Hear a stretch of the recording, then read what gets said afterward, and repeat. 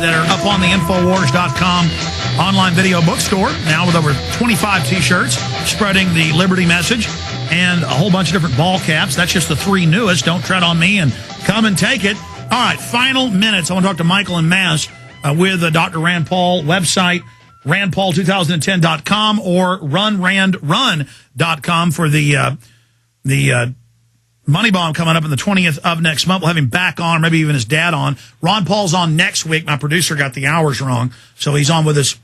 Dr. Ron Paul, the father of Rand Paul's on next week for us for 30 minutes, talk about a host of issues. Rand, I was asking you about John P. Holdren, the science czar. You said you'd heard about it in the news, but not the details. But generally, these social planners admit they want socialized health care. They want carbon tax, he says, to carry out eugenics and even the forced drugging of the water to sterilize us. That sounds like Nazi Germany to me. What would you do in the Senate about this? Well, if I were there, we'd get to expose it before he's gotten a hearing or during the hearings. These hearings, that's exactly what they're for. And wouldn't it be great to have a voice in the Senate that could expose this before he gets approved?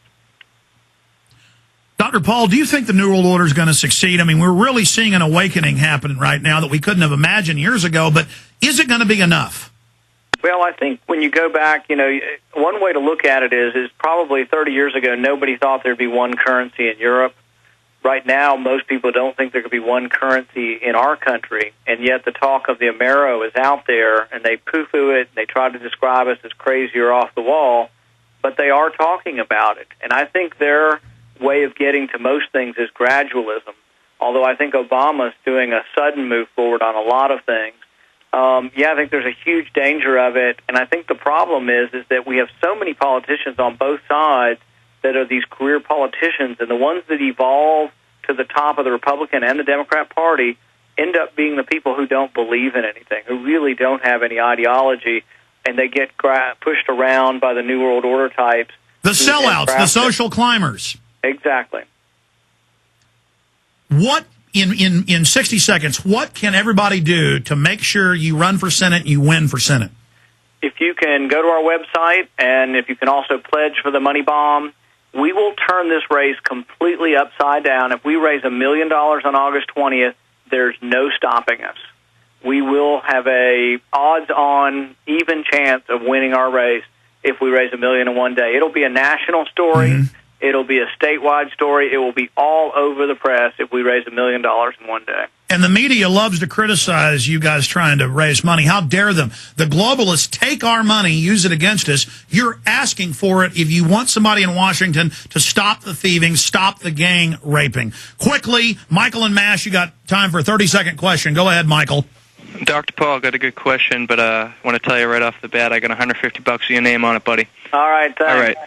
All right, I wanted to talk about perception. I asked your father about this before on the Jones Show. It seems to me that the main problem that the American people have with the New World Order and globalism in general is they don't have an accurate perception of what is going on here.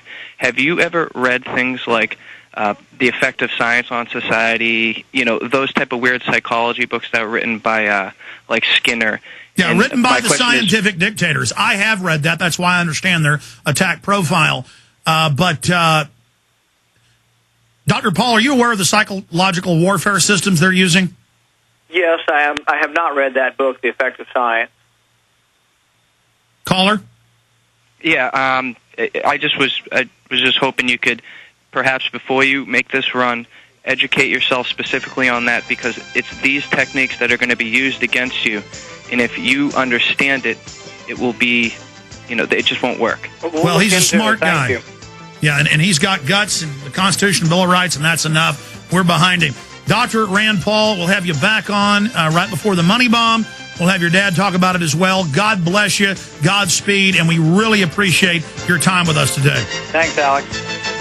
Great guy, folks. Get behind him. All right, ladies and gentlemen, coming up in about 20 minutes, we're going to look again at the new developments, new government documents about the OSS CIA killing Patton and why. Just to give you an idea how ruthless these people are. But I've got some other issues I want to get into right now. Kurt Nemo wrote a great story yesterday at Infowars.com titled, Jay Rockefeller Can't Deny His Connection to Modern Eugenics. Now, the headline could have been, J. Rockefeller confronted on eugenics. Now, it is a fact. It is in the encyclopedia. It is mainline history. Any book you get on the history of eugenics will tell you the Rockefellers took the idea from England, funded it in Germany, England, the U.S., millions and millions of dollars in 1900 money. The Kaiser Wilhelm Institute, all of them. Cold Springs Harbor, USA. They're behind it today. Just a month ago, it was in the news, secret meeting of the rich at Rockefeller University calling for world population reduction. IBM, they funded the creation of IBM and the Hollerith machines and all of it. So Senator J. Rockefeller, this horrible demon who openly wants to restrict free speech on the internet and the rest of it, there's a We Are Change video up on Infowars.com and PrisonPlanet.com, and they've got some of the history of the Rockefellers first from a documentary about the Rockefellers. But let's just cue up to the first clip and then the second clip, guys, in the Rockefeller video. You have it ready? Perfect. Where they're at the Senate office buildings, he's there, they're confronting him, and he's with a group of constituents. He starts leaving. But he talks about another group at Schumer's office. And this is happening. They're asking these people real questions. And he goes, no, I'm not going to talk about Bilderberg, and I'm not going to talk about eugenics. Then he tells Luke, you got a lot of balls, boy. You ought to run for Congress. And the guy's like 7'1". So even on his big crutches, like some demonic spider or something. We have to call them out. They operate because we're nice, we're friendly, we lay down to them. We don't have a fighting instinct anymore. We got to recapture that, get that back, get angry, realize this is the enemy, not the brown people in caves. Oh, Homeland Security's for the brown people, let's kill them. No, it's for us, all of us. This whole system's for us. We got to get our tribalism back. Your enemy is the man on your screen. Put Senator Rockefeller on screen. Here it is. Senator Rockefeller? Yes. I'd like to know if you're aware that we, the American people, are aware of the agenda of the Council on Foreign Relations and the Bilderberg Group. And if you could comment on that, please, because very concerning to a lot of us. You know, I have 37 people lined up right outside Senator Schumer's office, all of them wanting to answer precisely that question. Well, could you just take a brief moment and let us... No, because we're not talking. We're talking about something a little more important. Well, something that's so important, it sort of transcends everything else that we're talking about, sir. Could you comment on that, please? No. I'd like to know about the Bilderberg Group. Get yourself some press credentials. Well, we have them, sir. I'd like to know about the Bilderberg Group, sir. Well, that's not part of our discussion. When can we discuss that with you, sir? Can. Thank you. Thank you. Okay, and this is for the senator. This is the scientific proof of the nanothermite that's been found in multiple samples of the World Trade Center dust by scientists from around the world. Basically, conclusive proof that there's an Article 3, Section 3 treasonous cover-up going on about 9/11, sir. So We'd love to get your opinion on that, too, wait, sir. what did you say? Excuse me, please. Okay. Thank you. Okay. Thank you. Two families, the Rockefellers and the Osborns, are particularly significant. All right. That's where the video cuts into some history they put in. We'll come back, re-air the old piece and the new piece you haven't seen yet. Just the great job citizens are doing. I don't care if you're an Info Warrior group. I don't care if you're We Are Change, an 9/11 Truth group, a Campaign for Liberty group, a local Liberty meetup group. Call it whatever name you want, something catchy. Form an organization. Go out and start asking politicians real questions. And, of course, Senator Rockefeller knows all about this.